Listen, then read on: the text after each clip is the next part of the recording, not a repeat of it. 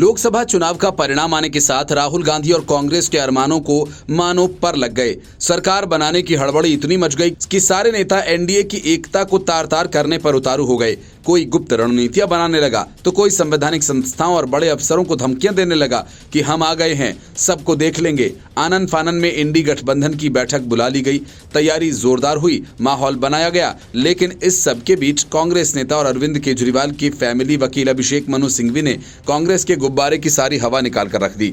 सिंघवी ने साफ कहा कि मैंडेट इंडिया गठबंधन के पक्ष में नहीं है। साथ ही उन्होंने कहा कि कांग्रेस ने ये कभी नहीं कहा कि अकेले सरकार बनाएगी। पार्टी ने घटक दलों को साथ लेकर चलने की बात कही थी।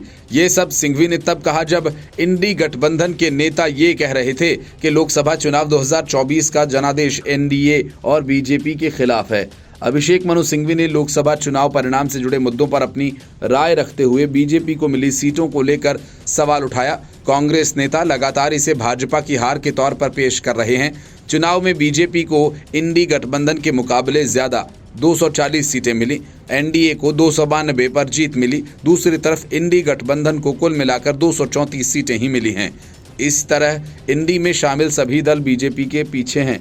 इसके बावजूद कांग्रेस समेत विपक्ष के अन्य नेता इसे भाजपा की हार के तौर पर पेश कर रहे हैं।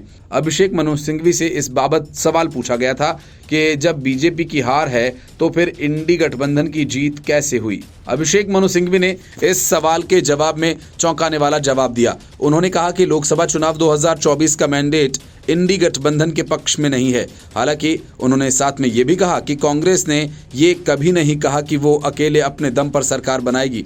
पार्टी शुरू से ही सहयोगी दलों के साथ मिलकर सरकार बनाने की बात कर रही थी। कांग्रेस के कुछ नेताओं का कहना था कि बीजेपी इंडी गठबंधन को मिले जनादेश को उलटते हुए सरकार बनाने जा रही है।